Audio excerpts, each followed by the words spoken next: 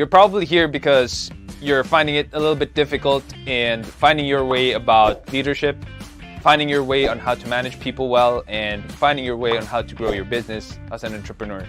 Any one of these things are the topics that we cover. I'm your host, Sean C., aka Mr. CEO at 22. I am so glad that you took the first step of being here to learn more about leadership, entrepreneurship, and management because the world needs more people like you.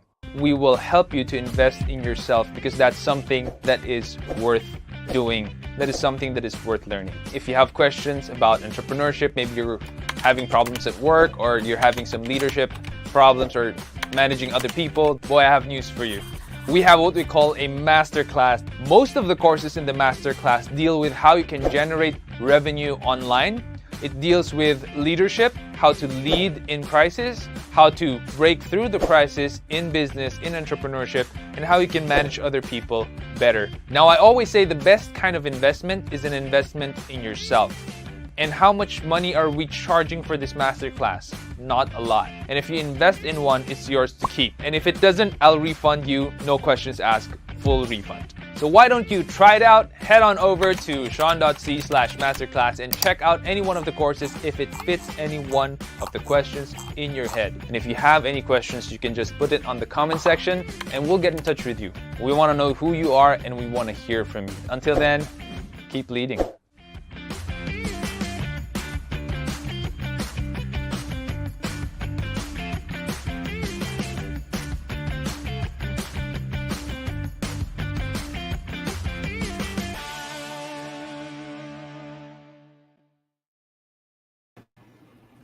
All right.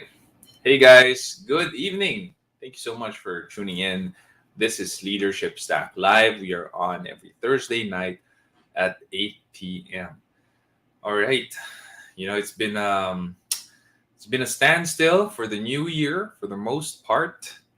We have been battling against COVID's Omicron variant, and a lot of businesses have suffered in terms of their teams being down, operations being out, and not being able to serve their customers that well or that consistently, at least until today. Hopefully, you guys and your teams are recovering well and you're on your way to be back on track. Now, before we begin with this week's questions, we just want to review what we have published in the podcast. If you haven't been following the podcast on Spotify, we have published more than 300 episodes already. And we're also on YouTube if you're more of the visual learner rather than the auditory learner. And this is all free. This week, we have Mr. Randall Jongson's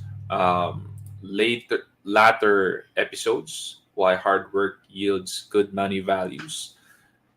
And we have Craig Schultz as well as a guest. So how his personal brand story started. This is a very interesting startup story. You should hear it. This is worth your time for sure. 18 minutes of investment there in time listening. And how to grow and make yourself better. There's a almost 15-minute episode with Craig Schultz as well. So if you're not following us on Spotify, please do so, and please do help share the show with your friends and family who might benefit from it and who will get value out of it. Okay. If you want to ask questions during the show, please do join us on Facebook or on Discord. We're going to be putting the link down here. It's going to be sliding there so you can join us and ask your questions. Maybe you want to ask a question now. You can also do that via YouTube or LinkedIn if you're tuned in to YouTube or LinkedIn. People are tuned in everywhere. You might even be tuned in from Twitch or Twitter. Yeah, those are also two places where you can tune in. So let me start with the questions. Do you have any courses or classes you would recommend? We do have the masterclass, which at the get-go, at the beginning of this show, we roll that video all the time. Other than that, it would largely depend on what you want to learn. I am working on an SEO course with NAS Academy. So that's hopefully that's set to launch Q2 this year. But yeah, because of the COVID problem that we're facing, there were some setbacks. But yeah, we're still trying to work on that. Hopefully by Q2 this year. Huwag naman sana Q3. So hopefully Q2 we're able to launch that. So that's on SEO and digital marketing if you want to learn that. But it largely depends on what you want to learn. Um, yeah, there are so many course marketplace out there like Coursera or Udemy. There's just so many. There's also masterclass, right? So it largely depends on what you want to learn. I can't really answer this question in a qualified way. Question from Zoe. There are times when I'm getting worried that yes, I know photography, design, coding, animating, and even video editing, but I'm not a master of even one of those. I think this is one quote. I think this one quote describes me well. Do you agree that Jack of all trades is a master of none, but oftentimes better than a master of one? I think that in life, even in entrepreneurship, you have to have a good amount of knowledge in a lot of areas. So, for example, I know a significant amount of knowledge in contract writing. I'm not a lawyer and I did not study law, but I've read a lot of contracts, NDAs, contracts, CE agreements. I've read a lot during my time as CEO and founder. And I could say that I know what a lot of the clauses mean, miscellaneous clauses, whatever. I know what the clauses mean, but I'm not a master of law in the Philippines. I don't know a lot of the laws and how to deal with a lot of the laws here or how to understand a lot of the laws here or their consequences. But when it comes to business and contracts, that part of the law I am quite familiar about. So you are going to have to know a little bit about everything. I do believe that. But I don't agree in being a jack of all trades where you're trying to significantly improve your craft in a lot of multiple fronts in multiple directions. I think that if you want to significantly improve in something, like in my case, SEO is a three-pronged approach. That's how we approach it in SEO Hacker. But I know my strength in SEO lies with my being a wordsmith because writing is a passion of mine. I think that might be the place where I shine out the most. But I also know a competent amount when it comes to programming and technicals. So that gives me a big edge because usually when you're a content writer, you don't know how to code, you don't know how to read code, or logically think, a strain of a strain of logic might be difficult for you to uh, think about or to build as a programmer when you're a writer. So, and vice versa, when you're a programmer, might be hard for you to write very well in a way that it's an art form and people would love reading your stuff. So it's extremely rare for people to be really good writers and can communicate in art form with their words and also be really good in programming and understanding code and knowing the logic flow of algorithms. So I guess one of the reasons why I'm set apart as an SEO guy and we're ranking, we're the number one SEO company here in the country is because that's something that is super rare in a person, and I happen to have it and I happen to be developing that skill set of mine since I graduated college. Marketing is another facet of SEO, and you got to be good in marketing who you are, marketing your website, marketing your clients, selling for them, knowing their product, knowing their brand voice. That's very important. So having all of that is very important, and I did develop them so that I can become a better SEO specialist. In fact, the best I can be. But I can only develop one of those facets at any given point in time. You can't juggle all three at the same time and then become better in reading contracts, and then become better in accounting, and then become better in networking. It's hard to be a master at all fronts. So if you want to be a jack of all trades, I do think that you got to know a little bit of something about everything if you're going to be an entrepreneur. But I also believe that you cannot really invest a lot of time significantly improving something alongside other things that you're also trying to significantly improve. You can only do it one at a time, right? And once you get to a certain level that you're gonna be happy about, or you already have a good grasp of the skill, then I think you should stop there. So I'm not gonna go ahead and say I'm a master programmer, because I'm not. I can understand code, I can analyze logic flows and algorithms, but I'm not a master when it comes to those things. I could say in content writing, I might be one of the above average, or maybe some. I don't know how good I am compared to other people, but I think that might be one of my greatest competencies. So yeah, but in terms of programming, definitely not. Marketing, I'm okay. I'm not the best, so I kind of stopped somewhere, just for them to be more than enough to support my being the best SEO guy I can be. Yeah, so there are inherent gifts and talents that we have, and then there are skills that we need to hone. So the inherent gifts and talents that I have would be writing and communicating and leading. And the skills that I needed to hone that are not inherent to me, they're not a God-given talent or gift that I was born with, or I found it super easy, or I found it that I really love these things, would be programming and marketing, right? Those skills I had to learn. So I hope that answer makes sense, because this is a pretty tough question as well, for me to answer. And it's not uncommon. I think that this question has been asked before. It's always a tough thing to answer this question for me, because you can't really be like just specialize in one thing, because if that's the case, you're going to be a really good employee, but not an entrepreneur. Because if you're an entrepreneur, you got to know a little bit of everything. But yeah, so that's how I think I'm going to be approaching it. You just got to know enough, but you got to focus on your giftings, your talents, and use that to grow your business. How would I know if what skills should I develop?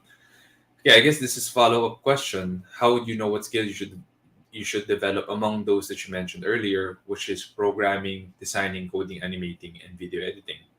I think that it would largely depend on what you love most out of all of those things, and where you can grow the most in terms of being able to sell that, or being able to grow the business that you want, right? So for me, it's writing, but I also needed to be really good in web development and design to build my first website, SEO Hacker.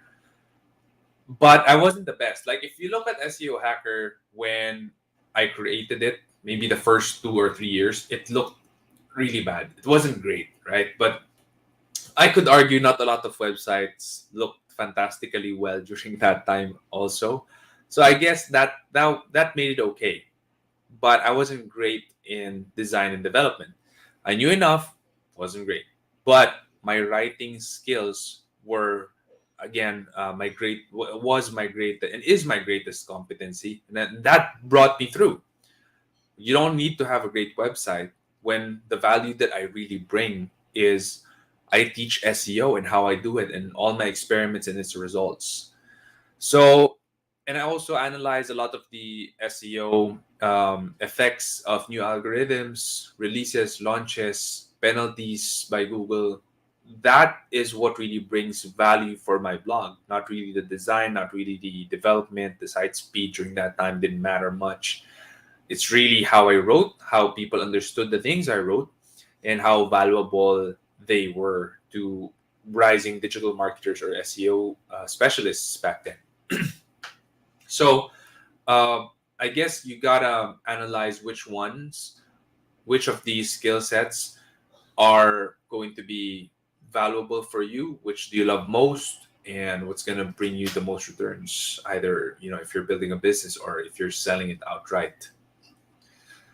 Hope that helps. Next follow-up question, I guess. To be able to lead others, I should start with myself. How can I lead myself? Oh, this is not a follow-up question. I guess this is a new question. How you can lead yourself? Discipline. I mean, like 99% of people who make New Year's resolutions find it extremely hard to keep them and usually fall off in the first month, right? First month, not even the first quarter, just first month, they fall off. They don't follow through and they're not able to build that habit. And that the reason behind that is it's so hard to lead yourself. It's so hard to get up at a certain time in the morning, right? You want to wake up 5:30, 6 a.m. Yun pa lang, minsan hirap na hirap ka na eh. Minsan sobrang challenge na yun eh. So, leading yourself is the place to start. So I like this question where you already realize that, how can I lead myself? One of the things that you have to build on are really good habits. And our church, CCF, I attend CCF for Christ Commission Fellowship, is live streaming about habits this year. Really, really good stuff. I highly suggest that you tune in. You can just search CCF in YouTube and you'll be able to find the episodes there. um, Habits dictate your level of leadership, right? Who you are as a leader is largely formed by your habits. And that, for me, would be how you can lead yourself. What kind of person do you want to be? Who do you want to be? Do you want to be someone who wakes up early in the morning? Do you want to be someone who your employees will look up to because you finish a lot of work umaga pa lang? Or do you want to be someone who is in tune with your spiritual life and you want that to pour over to everything you do and everyone that you influence? Then you have to have the discipline and the habit of reading God's word and praying and meditating every day. So having those habits is, for me, the critical thing for you to be able to lead yourself well. And there were questions before about my morning routine. I keep optimizing that, I keep changing that, I keep on improving that, depending on what would bring me the most value and energy and ideas in the morning, all the way to the afternoon. And I also want my morning routine to be, in a way, tiring, so that at night, I'm already groggy or asleep by 8 to 10 p.m., somewhere there, right? So for me, that is going to be dictated by habits. It can be a one-off thing that I sleep early today, automatic na yun, bukas maaga rin ako matutulog. At automatic na yun, for the entire week, maaga na ako matutulog dahil lang maaga ako natulog ngayon. It's not automatic like that. It's a decision that you make, and you have to build a system around it. You have to build your habits. So I think that if you're able to lead yourself that way in sticking with good habits and eliminating bad ones, it would make it much easier, way easier for you to be able to lead others. Because now you know how to lead yourself, you know how to push yourself, you know how to build good habits. Then you can pour that out to other people because you can't give what you don't have. And I guess that also answers this follow-up question. Why is it important to lead yourself first? It's important because if you can't lead yourself, other people will see that. And they're going to perceive that you can't even lead yourself. This is why it's very hard for people to follow someone who, for example, has a hard time disciplining himself or herself when it comes to food, or when it comes to health, or when it comes to sleeping habits, waking habits, being late. It's hard for people to follow, a leader like that, because they see that it's so evident that you're struggling with something that is a bad habit in your life. So you got to fix things in your life. It's never going to be perfect also, so don't be discouraged with me saying this, because up until today I do have habits that I do need to improve on and fix. I know I do. And I am trying to consciously improve on these bad habits of mine and change them and turn them into good habits. So don't be discouraged when I say that you gotta change those habits, especially the ones that people see. Otherwise, they're not gonna follow you, or it's gonna be hard for them to commit to follow you, because life's like that, and a lot of leaders struggle with that. Not just new leaders, even leaders who have been leading for decades struggle with that and still have to improve. So hope that helps. Um, from Amp Maliari, hello, good evening. Thanks for tuning in. And you have a question. I believe it's also important that you consider your network. What does your network need? How can you bless your network with the skills you have? That will determine what skill you can focus on. Yeah, definitely. So it's not a question. This is an add-on to my answer to the question earlier. Consider your network. Yes. So for example, yung tanong kanina, you got a lot of people in your network who are requiring photography skills or videography skills. Then maybe focusing on those skills and selling them might be the better way to go. It would depend on that. That is a good answer. Thanks for that, Amp, for adding to that um, answer for that question. Question from Pam: what leadership skills do you find most useful? Integrity, humility, and being able to communicate well. So I think that's those three things. Well, humility and integrity are character traits, so that they're not skills, strictly speaking. But it's critical to have them. They're foundational character traits, nonetheless. I think when it comes to skills, communication would be at the top of my list because if people cannot understand what you're trying to say, then you can't lead them. Another leadership skill would be the ability to, can I say, discipline yourself? Yeah, is discipline a skill?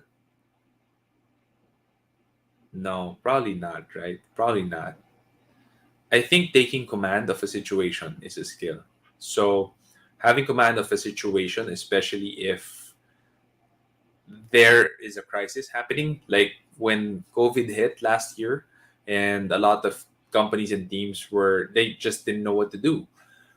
With SEO Hacker, we immediately decided. Me and my execom this immediately decided on a work from home setup. We didn't even think twice about that. We took command of the situation and we made plans immediately on what we're gonna do, so that we can serve our clients no problem. They're not even going to feel that there was a hiccup in our service. So we wanted to serve clients in a seamless, consistent way. And how we can do that is if we transition well and smoothly and seamlessly into a work from home setup. So thank God that we have had work from home rules and setups even before the pandemic. So we just applied that to everyone. But yeah, taking command of a situation, especially in crisis, is a very useful skill.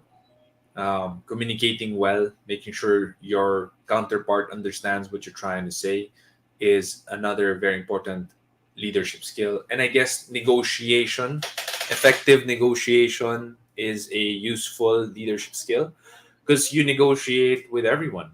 I negotiate with my kids that they have to eat their veggies, or that they have to sleep early. You negotiate with your house help. You negotiate with your seller of fruits, the local fruit vendor. You negotiate with your clients. You negotiate with your people when they want to raise or when they want a day off. So negotiation is another very useful skill, and how you develop that is by learning through books and by being in negotiation tables with your counterparts. We do have some episodes about negotiation in the podcast. You just have to search leadership staff negotiation on Spotify. I'm sure you'll find it. Those are really really good episodes because you're gonna learn a lot, and we packed it. We packed so much negotiation knowledge and wisdom into very short episodes so that you can just listen to it and learn. So yeah, I guess those are the three most useful and important leadership skills that I would be sharing here: communication, and taking command of a situation, and negotiation, for sure. As a leader, how do you ensure that projects and tasks are completed on time? We set deadlines, right? For me, I'm a deadline kind of guy. I'm known as Mr. Deadline in our team. And I always ask for deadlines because for me, I do believe that if you don't have deadlines, then it has an infinite timeline and people can do it whenever they want and it's not going to get done, right? So I always ask for deadlines. Sometimes when people can't get back to me with the deadline, I give them a deadline on when to give me the deadline, right? So that's how important deadlines are for me. And it trickles down to everyone else in my team so that they know that deadlines are a very important part of how we do things in SEO Hacker. Right now, the deadlines are being given by my project manager. So I personally don't put a lot of deadlines in a lot of the projects we have now, but I do have deadlines on my own projects and on certain clients that are still directly communicating with me. So I put deadlines on them. Yeah, so if you don't put deadlines and you don't enforce them, meaning, if the project goes past the deadline, there's going to be a penalty, there's going to be a notice to explain, or there's going to be, a tap in the back, and yeah, I'm going to check back on what's happening, why is this not being done. Then yeah, I don't think that stuff's going to get done, or stuffs are going to be completed on time if you don't have deadlines. So that's the first thing that you got to do. You got to have deadlines, you got to enforce your deadlines. How do you handle difficult situations as a leader? I kneel down and I pray. That's it. That's the best thing you can do. That's the first thing that I do. And if I realize if I don't kneel down and pray in a difficult situation, I don't have a lot of patience about that situation. And when you don't have a lot of patience about that situation, nothing good can come out of that. So I always pray to God and ask God for wisdom and what should I do in the certain situation that He put on my lap. Because I do believe that all difficult situations are placed there by God to improve our character, test us, to help us to learn from it. So what better way than to ask Him for wisdom and help, right? It's like a cheat sheet. You ask God, Lord, what happened? Why is this here? But more importantly, how can I overcome this? How can I get over this? What do you need me to do? What do you want me to do? And whatever God tells me, that's what I do. That's how I execute. Sometimes I get to hear from Him from that prayer. Sometimes I get to hear from Him from mentors and other people who share the same faith and value as I do. Or sometimes I hear from Him from His Word. He speaks to me in my quiet time, and I get ideas and wisdom from that and what to do. Aside from that, I do ask my execom about their opinion, since they're hands on ground and they usually know what's happening and they give me good advice as well. And if I can't turn to my execom because it might be a bigger problem or something that is not in their field of expertise, I do ask help from people who are experts in the field. Some of them just are so willing to help, and I'm grateful to have friends and mentors like that. But some of them, I really don't know them much, and I just ask them for time. That's it, right? And I tell them I'm gonna pay it back someday if they need help and advice when it comes to SEO and digital marketing, or in starting up a company. I'm gonna pay it back someday, and they know I'm good with my word because I'm a man of gratitude, and utang na loob is a very big deal for me. And if I have utang na loob, I really pay my debts. So yeah, I hope that helps. That's how I handle difficult situations as a leader. How do you motivate your team to become leaders and not just followers? Um, I tell people leadership is about serving others, right? And at the beginning, people want to be leaders in a company or in an organization because there's rapport. There's a little bit of you get a little bit more famous in a way because you're a team lead. You get to be promoted financially because you're a team lead. You get more responsibility as well, which may be fun for some people. Also, you get to delegate more work to others, which again might be fun for some people. But we don't really tell them that it's fun to become team lead because of this, and that. We tell them if you want to be team lead, you have to make sure you want to serve others, because leadership is all about serving others, right? What I teach here in the podcast is exactly what I do in SEO Hacker. And so I tell them that if you want to lead, it's because you should be wanting to serve others, not because you want to be served or you want more perks or you want to be recognized better, but you want to serve others. And I find that when you explain it that way to people, that people are willing to step up. People are willing to step up. You don't need to motivate them, to push them. they're gonna step up because people do want to be used for the greater good, right? We have that inherent desire to be used to do something bigger and better and greater than us. And what better way to do that than to serve others? So here in our organization, we watch out for each other and we help each other. We ask people like, what can I do for you? How can I help this week? Is there something that I can help with? Right?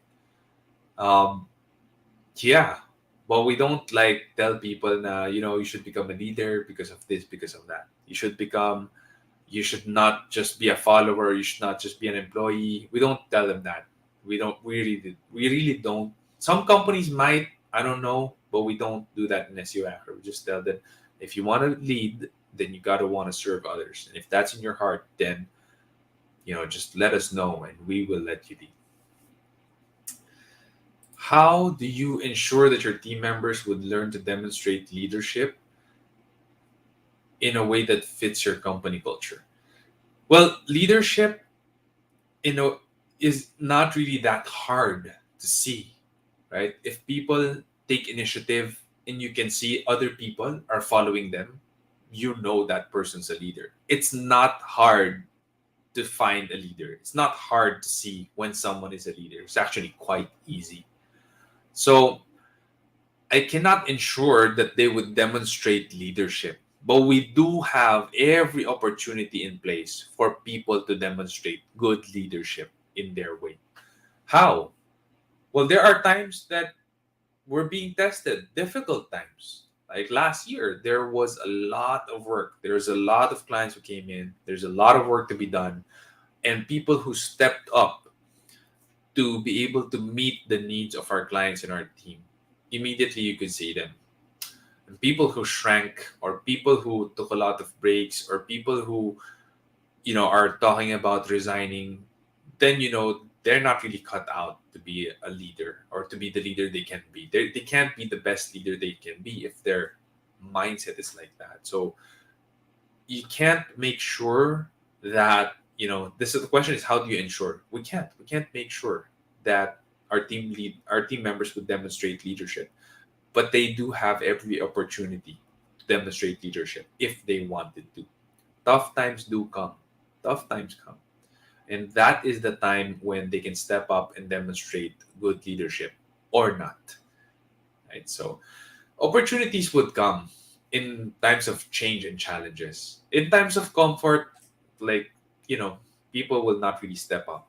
Comfortable eh. Comfortable. Hindi siya step up. They can't really demonstrate anything during times of comfort. What have you done to ensure that? Okay, this is a follow-up question to this. What are your weaknesses as a leader? Um, One of my weaknesses is I don't. I'm not as hands-on as I should be. I think. Yeah, I'm not as hands-on as I should be. One of the things is I do a lot of things and I think a lot and I prioritize that. And sometimes people under my wing feel like I am too aloof. So I guess that might be a weakness of mine. I haven't gotten that feedback yet from my people. Maybe they want less of me in the team because I always ask people to do stuff. So maybe they didn't tell me that, oh, you're too aloof, you're too hands off. Maybe that's why they don't tell me that. But I feel like I might be like that because I don't like micromanaging people. I don't like breathing down people's necks as well. So I just get out of their way, let them do their thing. But I can also be too hands off or too aloof. I feel like that might be one of my weaknesses as a leader. Another would be I'm too straight when I say something, too truthful, and not a lot of love in my words. And that hurts a lot of people. That one I know is really a weakness of mine because some people in my team have talked with me about it. And I say words that hurt, that cut to the bone. And that is something that I have tried to consciously improve, and I'm paying the price to improve. So I've been improving that, since years ago. And I do feel and think that I'm getting better because I have less and less of that feedback now. In fact, I'm not sure when I last heard that feedback about me. Thank God. I also ask people to pray for me when it comes to my words, my temper, and yeah. And I have a lot of Bible verses as well that I had to memorize, and they're on index cards here on my desk. One of them would be Ephesians 4:29. Let no unwholesome word proceed from your mouth, but only such a word as is good for edification, according to the need of the moment, so that it will give grace to those who hear. Right, and I have other memory verses here that I had to memorize and apply in my life because that helps a lot. That helps a whole lot in helping me to get over my weakness. So yeah, what have I done to ensure that I fix those weaknesses? They would be turned into strengths. I don't think it would ever be turned into strengths, but it could be turned into a non-weakness, which I do believe is happening right now. And I went through biblical counseling, so I that was kind of like a laid bare moment to my counselor, biblical counselor, because I told my counselor that I wanted to overcome my weakness of always being too truthful that it hurts and it cuts to the bone of other people and they're offended, or nothing gets to them anymore because when I speak it's just slam dunk, right? Slap on their face. And that is a weakness of mine. I asked for help a lot of times, and the biblical counseling helped me a lot. So yeah, might work for you too. If you need a biblical counselor to help you overcome your weakness, let me know. I can refer someone who helped me get out of my rut. Are there companies you find important to base your company's leadership style after? Not really. I am an eternal student. I read a lot of books, but I'm a slow reader, so I haven't read a lot of books. A whole lot. I haven't read a whole lot of books yet compared to other readers. But I've read pretty much a lot of books already. But that's just me, right? So based on the things that I read, I just take what can be applied in SEO Hacker and I experiment on that. That's how I build on my leadership. I don't really like looking at other companies. I don't like looking to the left or to the right. I don't like racing against competition. I don't like asking around what's this company doing, what that other company is doing. I don't like doing that. I just want to do my own time, run my own race, and innovate by myself.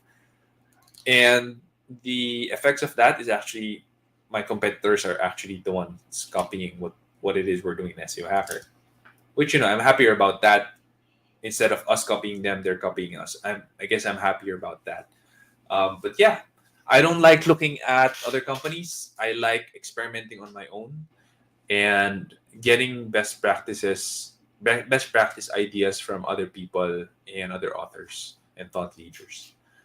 Hope that helps. Hey Mac, any tips for a startup tech in the PH? How to start? By the way, new book po sana. My new book was published on 2020 pandemic. 50x your business. But it's there. The hard copy is not out yet. I haven't had it printed yet because of the pandemic. But yeah, it's in Amazon. If you want to download it, there's an ebook. You can buy it from Amazon. Yeah, so you can search for that 50x your business. I think we do have the link here somewhere. leadme.ph/50x. Lara can point us in that direction. Tips for startup tech in the PH. I guess if you're starting up, make sure that you have a plan to make your revenue greater than your expenses. Because especially sa tech startups, minsan you're too consumed by the idea and concept that you don't check if your revenue is still greater than expenses or when your revenue can be greater than expenses. For me, I don't like burning the runway too much. I want the revenue to be greater than expenses as soon as possible to achieve ROI as soon as possible. I don't like building it the Silicon Valley way. That's too risky for me. And anyway, we don't have investors like Silicon Valley does, where they can just invest, like millions and millions of dollars and you can burn that. Here, we don't have that leeway. We don't have that advantage. I'm a bootstrap entrepreneur. I started with my own capital of 1,300 pesos. I don't have investors. I never had anyone invest in the business. So if you're asking me for advice, a bootstrap entrepreneur, I would say make sure that your revenue is greater than expenses. And if it's not now, then make sure that it's pretty soon, right? And keep it that way. Keep it that way. Otherwise, your business has a good chance of failing. And sayang naman, if you have a really good concept and your startup, it would be such a shame if your startup burned to the ground just because di mo nabantayan, right? Revenue was not bigger than expenses, and expenses ate up your revenue and your capital. Sayang yun. So I guess that's a basic tip, but an important one as well. Also, if you're a tech startup, broaden your network, go to networking events. I know it's tough now to do that, but once we can go to networking events, seminars, introduce yourself to other people in the tech industry and get to know other people in the tech industry because they're going to be able to help you. You're going to be able to help them, and they're going to be able to refer you to some more people that you might need to get in touch with. And that helps to exponentially grow your business. So again, basic advice, but you might not even, you might even already know these things, but you do need to practice them. And these are very, very important tips that I'm giving you. Simple, but critical to your startup. Okay, we are down to our last few questions. What is it about leadership that you want your team members to learn? What is it about leadership that you want your team members to learn? I guess I want my team members to learn that leadership is critical not just to their work or to our organization, but to their life. If you're not a better leader today than you were yesterday, then you're not a better person today than you were yesterday. That's it. It can be summed up in that because leadership is about serving others and adding value to others. If, as a human being and as a person, you are not that, then you got a long way to go and you got to be a student of leadership. Leadership is all about leading yourself first, adding value to yourself first, right? Serving yourself first to become better and grow and be perpetually growing in what you know so that you can serve others and give value others and help them to grow as well. You cannot give if you don't have it.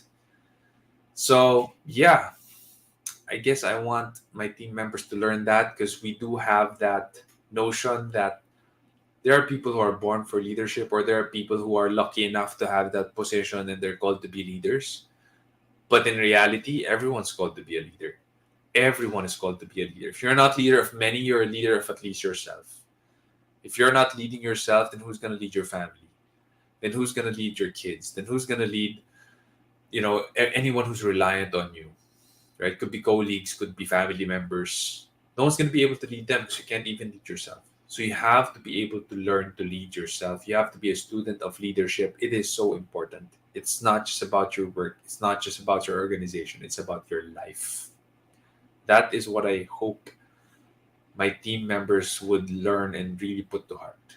I don't think that has sunk to everyone in my team, but we have always given the impression that leadership is super important. In fact, that is one big reason why we have the podcast. That's one big reason why I am doing this and sacrificing my 8 p.m. to 9 p.m. every Thursday nights instead of having it recuperating or spending that time with my family. I'm doing this. And this, I hope, is a testament to my entire team of how strongly I believe leadership is going to change your life and is going to change your finances, career. And, it's super important. Sadly, not a lot of people in the Philippines think this way. And I hope that this podcast helps turn that around. That is the last question. And, you know, as dramatic as it sounds, it's quite true. And I hope that you who are tuned in here would help by sharing this podcast to your friends and family to help change that, help turn that around. I know it's election season right now. We're seeing the tarpaulins, we're seeing the billboards, the ads on YouTube, and we sorely lack really good leaders here in our country. That's what I can say. And we got limited choices. We got to choose well. And because of the lack of leaders as well in the population, the masses might not be able to choose well because no one's leading them to the right path also. So that's how important leadership is. But sadly, more people would rather spend more time on entertainment, right? Netflix or some entertainment channel on the local air. Yeah, it's quite sad that way. But yeah, we are on a mission to change that. That's the good news, right? And you're part of that. You who are tuned in can share this episode with friends and family and help spread the word. I hope this helps, and I hope you've learned something tonight and have gotten value out of it. And again, Leadership Stack Live is every Thursday night at 8 p.m. And we do publish 3 episodes a week on Spotify. Hope you're tuned into that. And we do reflect those episodes as well on YouTube. If you haven't subscribed to YouTube, please do so. The YouTube link is there, leadme.ph/YouTube. Thank you so much. And Max says, salamat po. Malaking influence po kay Sahan. Wow. Thanks, Mac. Thank you for tuning in. And I'm happy for that. And thank you for your kind words as well. You are a blessing. So take care, guys. I hope to see you next week. God bless you.